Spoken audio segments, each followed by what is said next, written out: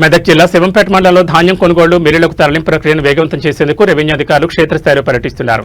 ఇందులో భాగంగా శివంపేట ఎంఆర్ఓ కమలాద్రిచారి దొంతి గ్రామంలో ఉన్న కామాక్షి రైస్ మిల్లు ఆకస్మికంగా సందర్శించారు. కొనుగోలు కేంద్రాల నుంచి మిల్లుకు వస్తున్న ధాన్యం లారీల దిగుమతి ప్రక్రియను రైతులకు ఎదురవుతున్న ఇబ్బందులను ఆయన దగ్గరుండి పరిశీలించారు.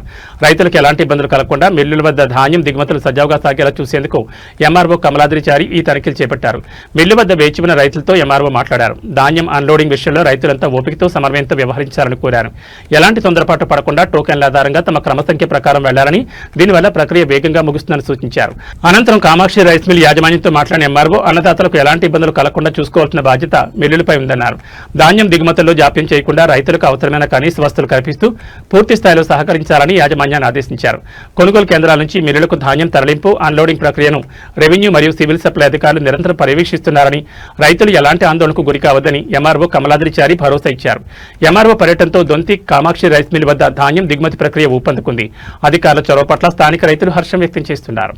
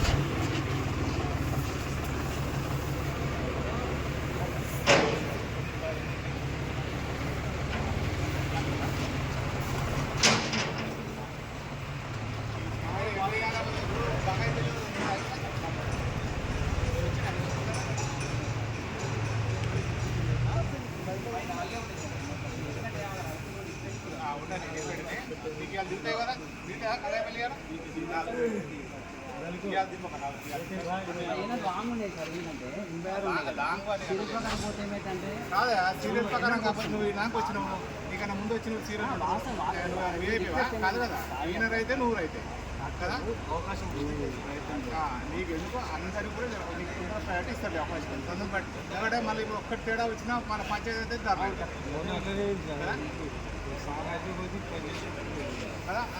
అంటే రాష్ట్ర ప్రకారం